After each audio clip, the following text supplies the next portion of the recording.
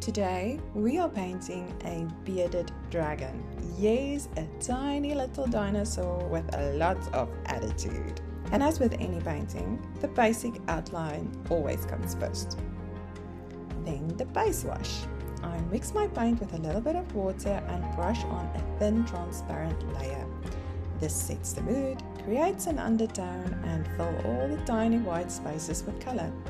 Because don't you just hate looking at your final piece and seeing tiny white dots of unpainted canvas peeking through? For this piece, I'm sticking with a very basic background because I want my dragon to be the center of attention. Only when the background is completely dry, I can start building the layers. For this particular piece, I decided to add some basic shading first because it helps me to map out where the darker scales will sit and where I would have to transition into the lighter scales. This is where it gets exciting. Adding scales in different shades according to the placement on the body, I'm thinking cool colors in the shaded areas and warm colors on the lighter areas.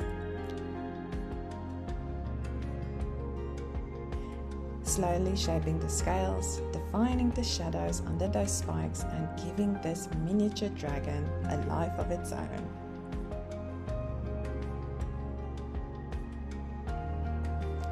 I don't take rules too seriously when it comes to art, so I add whatever texture or shading I feel like as I go.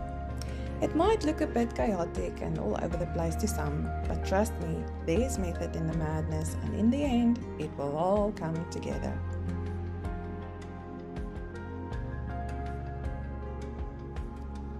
The trick for taking on a painting like this is patience and time.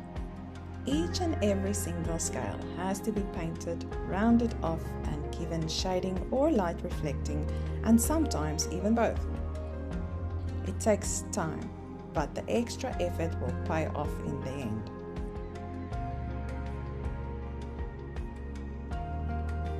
A pro tip I can give you is not to judge your painting before it's finished. Because each and every painting at a certain stage, you look at it and think, oh my word, I don't know where this is going, I don't know how it's going to end up looking, but keep on going, don't give up. Not until you can see the final piece and not until you've added all the shading you wanted to add.